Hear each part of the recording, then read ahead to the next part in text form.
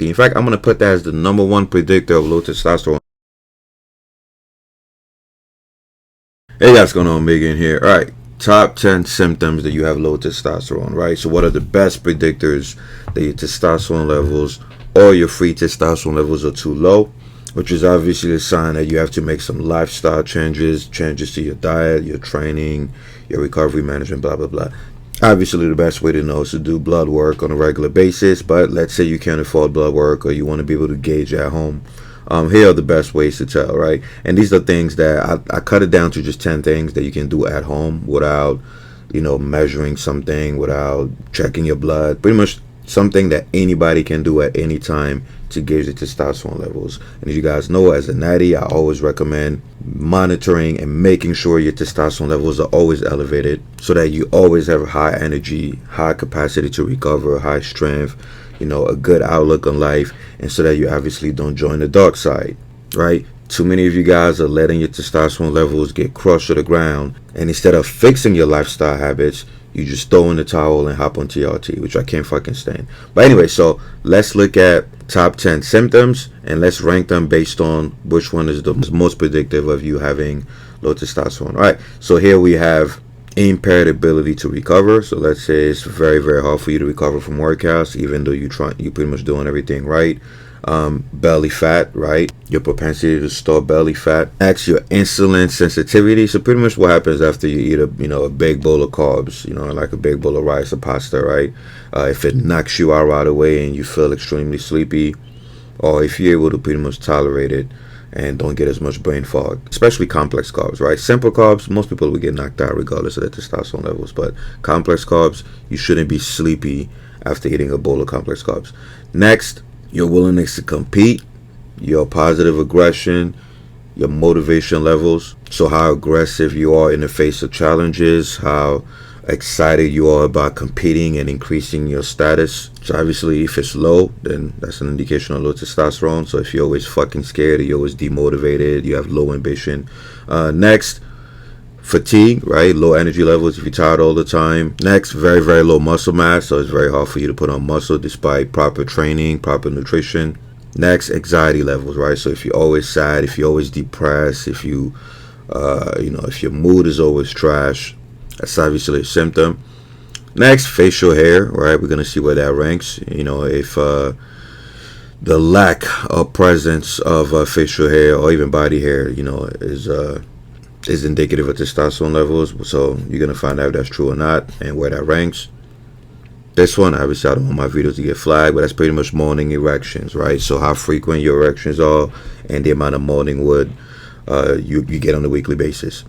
This one I put yeah buddy, but it's pretty much how deep your voice is, right? So if you have a high pitched voice, is that a symptom of low testosterone? Well, you're going to find out. And last but not least, memory. If you have shit memory or shit spatial memory, is that a symptom of low testosterone? All right, so let's find out. Let's pick them at random.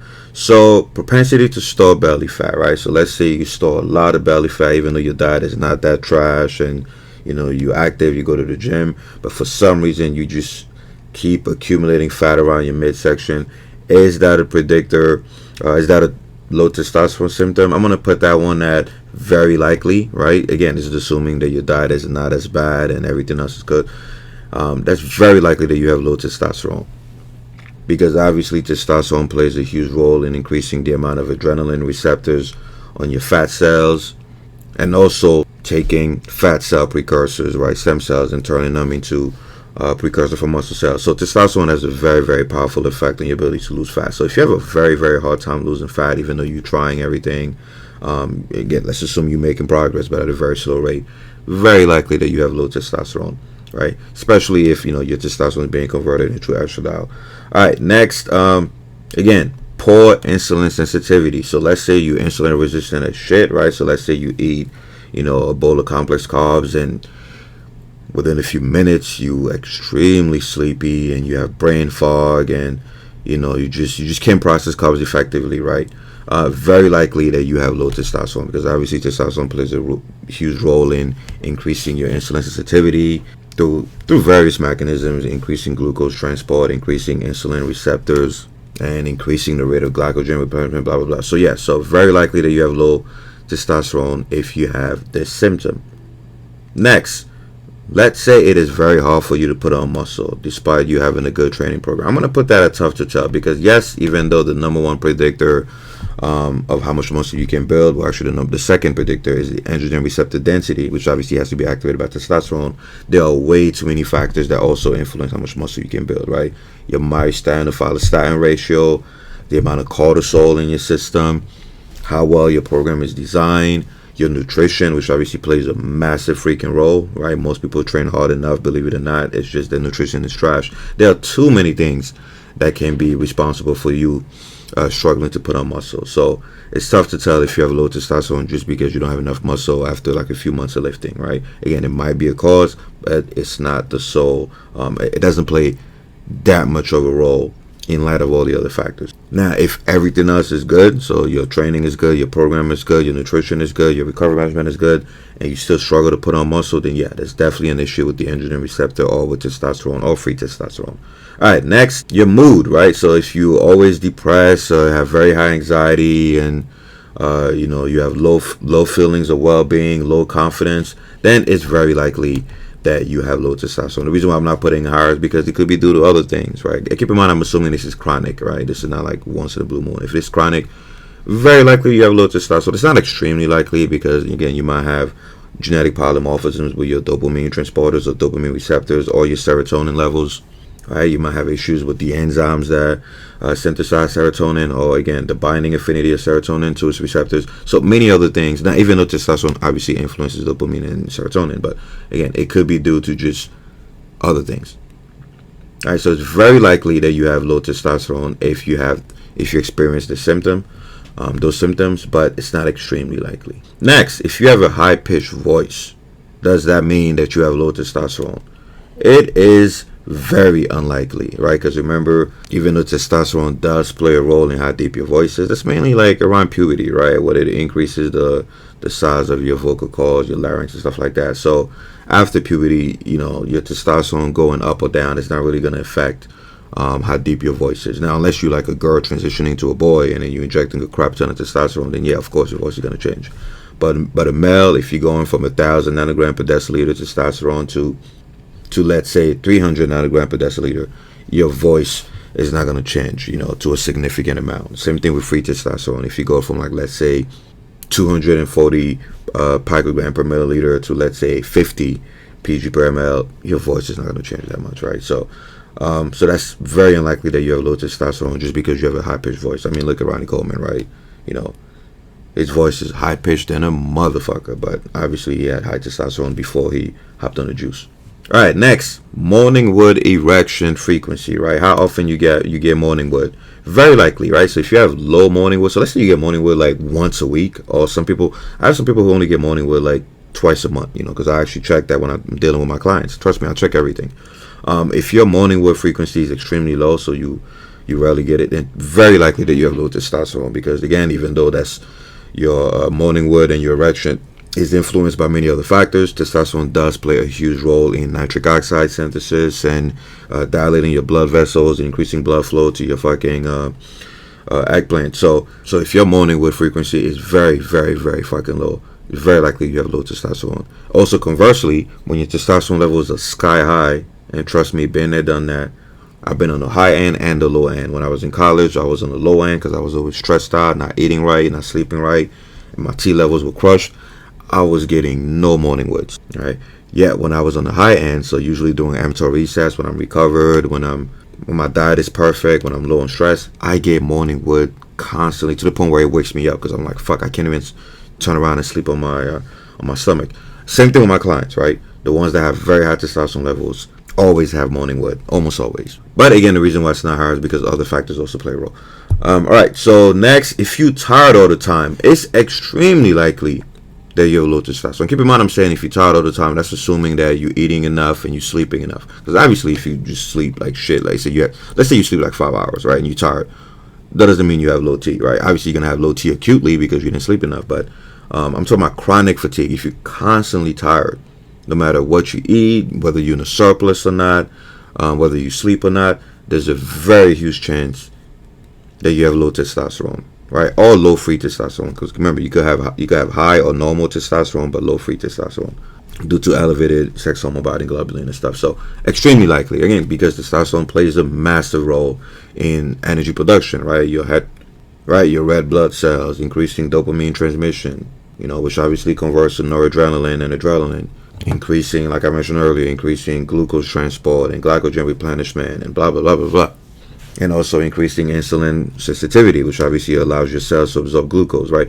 So if you're extremely tired, chances are something's wrong with your testosterone levels, right? Keep in mind, this is assuming that you're eating and sleeping and obviously drinking enough water, because it doesn't matter how high your testosterone levels are. If you're dehydrated or you don't sleep enough, you don't eat enough, of course you're going to feel tired. So this is in the context of someone who's doing everything else right and is still chronically fatigued. So, yeah, it's extremely likely you have low T, right? And in fact, that's one of the main reasons why people want to increase the testosterone levels, right? Everyone thinks that testosterone, that the goal of increasing testosterone is just to get more muscle. Yeah, that's a bonus. For most people after a certain age, they just want to feel better, right? Which is also why I tell natties, maximize your testosterone levels, not just for the muscle building benefits, not just for the fat burning benefits, but so that you can always feel amazing, always want to tackle life, and so you can actually execute your training program effectively. Because who the fuck is going to execute a training program correctly if they always feel like shit, right? You're going to train with pussy RPE. You're not going to recruit your high threshold motor units.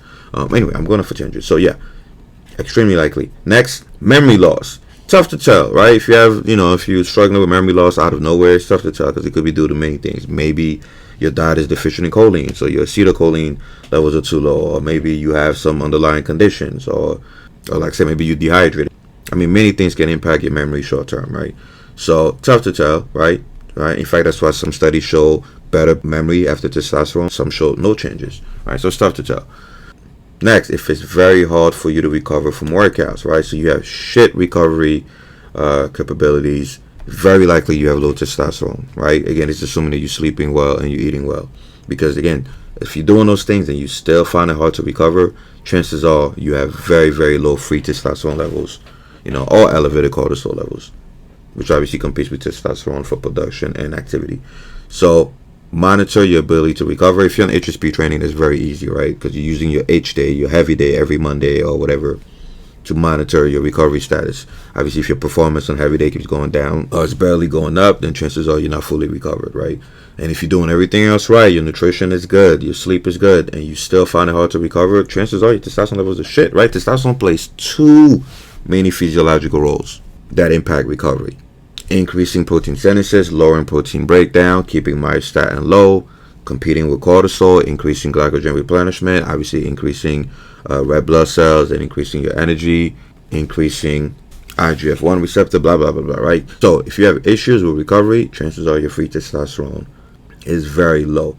Next, low facial hair. All right, unlikely, right? Just because you have low facial hair doesn't mean you have low testosterone, right? Same thing with pubic hair and shit like that, right? Because that could be due to just genetics. Remember, testosterone through the androgen receptor mainly increases the transcription of genes. So if you don't have the genetics for facial hair, you could have high testosterone levels and a shit beard, right? And obviously, androgen receptor density also plays a role here. So yeah, so just because you have low facial hair does not mean you have low testosterone. Could be, but it's not a very powerful predictor. Last but not least, low aggression, low willingness to dominate and compete and whatever. Extremely likely. In fact, I'm going to put that as the number one predictor of low testosterone. And this is not only through the research, but through over a decade of working with people and coaching. Guys, the moment I have a client, or even a friend, I have them do blood work, right? I always look at the testosterone levels and the free testosterone levels and the SHBG, LH, prolactin, blah, blah, blah, right? And the correlation is insane, right? People that have low testosterone or on the low end of the testosterone range are very, very, very, very afraid of competition, right? They don't like to compete. They have low ambition. The smallest thing is enough for them to be satisfied.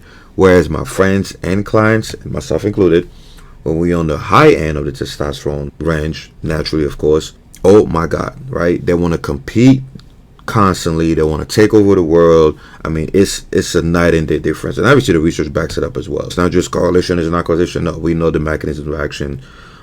We know exactly why testosterone increases competitive behavior, right? Through effects on your serotonin transmission, through effects on your amygdala, blah, blah, blah. But long story short, if your willingness to compete, your ambition, your positive aggression is just low, I can guarantee you that you have low testosterone, right? Or not optimal testosterone levels. Because once again, testosterone has a huge impact on your dopamine levels, on your dopamine activity, your noradrenaline activity, your right epinephrine, depending on what country you're in, right? The receptors on your amygdala, your serotonin. Way too many effects on that, right? In fact, there are so many studies where you could just take an animal like a rat or whatever and inject them with testosterone, and out of nowhere they start fucking up all the other rats and they start competing for status. Same thing with deer and elephants and every other animal. So that's the best predictor of low testosterone. Now, of course, there are some exceptions, but most of the time this will do the trick, right? So recap: if you have low ambition, low willingness to compete, low positive aggression, or if you're chronically tired despite sleeping enough and eating enough, it's extremely likely that you have low testosterone. Next, if you struggle with belly fat despite obviously doing the things needed to do to minimize that, if you have a horrible tolerance to carbs, complex carbs to be specific, so meaning they always knock you out after you eat them, if you're always anxious and low mood, low confidence, low self-esteem, if you don't get enough morning wood, if you don't have enough morning wood or frequent erections, or if your ability to recover is trash, then it's very likely you have low testosterone. And if you struggle with muscle mass or you have poor memory, poor recall, then it's tough to tell. If you have low facial hair, then it's unlikely that you have low testosterone. It could just be a genetic thing or just poor blood flow to your face. And if you have a high-pitched voice, then it's very unlikely that you have low testosterone, right? Unless you go through puberty and your voice doesn't change at all, then yeah, something is wrong. But anyway, guys, hope this video helps. If you have any questions, post them on the Reddit. Make sure you read the rules before posting first, though. Alright, guys, I'm out of here. Alright, guys, don't forget to like or share the video, subscribe and hit the bell, and buy my HSP Nucleus Overload Training Program. It's the ultimate program for maximum muscle growth. It includes full body workout splits, bro splits, push-pull, home workouts, you name it. Also comes with a complete guide for macros, nutrition, fat loss, muscle growth, hormones, including a meal plan. It's pretty much all my 16 years of experience condensed into one fucking book. You're also going to get free copies of any future edition. So visit team3dalpha.com and you can use the 40% off coupon code Nucleus Overload. Or you could just buy the shit at full price. Alright, guys, I'm out of here.